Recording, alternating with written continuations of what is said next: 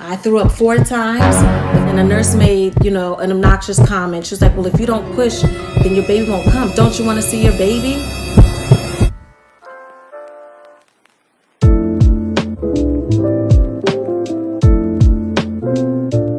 Hi everybody, welcome back to my channel. I have so many new subscribers. I'm super excited about that.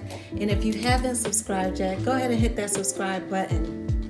Today's video is a follow-up to my birth story.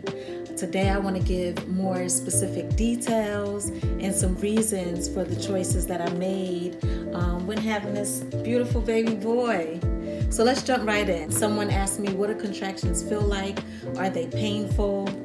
Contractions feel like menstrual cramps, but firm, and they spread all the way across your lower belly. Was what I was experiencing this time around for my third birth. There was back pain. You could feel low back pain coming on. There were moments where I felt hot, and then other moments where I felt cold. I threw up 4 times. The first 2 times, I knew that I was vomiting. I remember hunching over. I was having contractions, breathing through them, taking deep breaths in, slow breaths out, and I literally just stuffed my nose just like this, right in the peppermint, because I felt the nausea coming on as I was having a contraction. First off, just because hospitals have policies, it doesn't mean that you don't have rights. So as a mom, and you have advocates there with you, and you're in labor, you're having your baby, there's certain things that you don't want, or you do want, that may not per se line up with hospital policy. It doesn't mean that you don't have rights as a patient, as a human being, as a mama, right? So when I did some research, and it was late in the pregnancy, I came across information that I just want to share with other moms. And basically you make the best decisions for you and your health, but healthcare definitely can't be a one-size-fits-all. Just like we each have our own individual fingerprints, our health situations and circumstances are unique in and of themselves, and they're unique to us.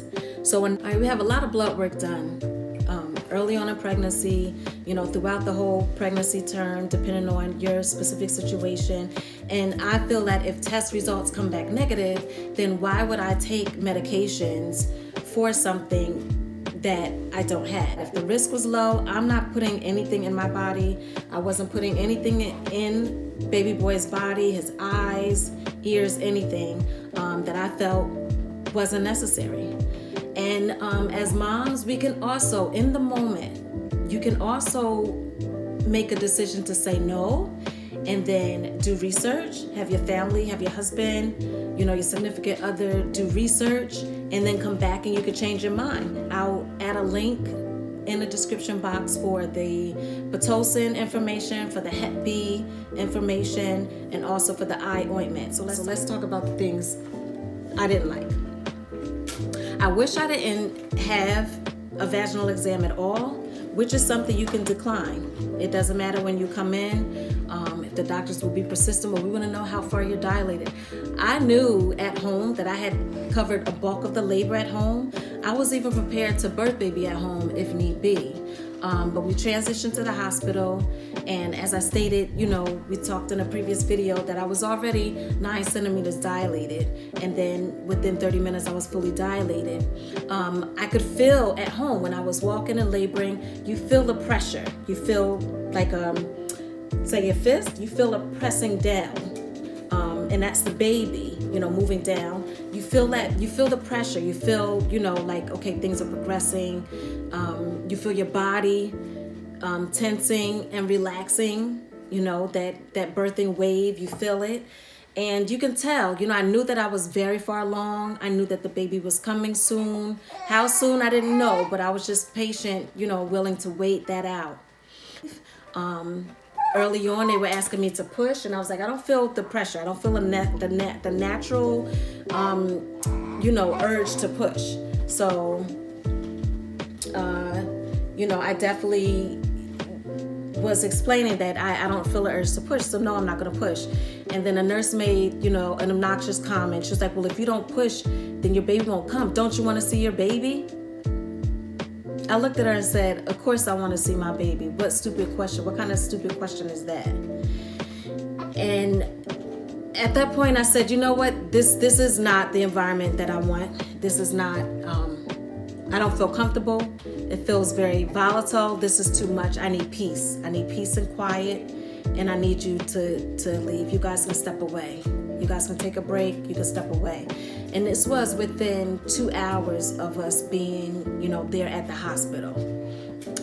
You know, I really felt that it was too much going on in the room. Changes that I would have made was have the medical staff outside for much longer early on to let me be able to walk. If there's no health issues, if there's no danger, then I felt naturally my body wanted to walk, just to breathe out and walk.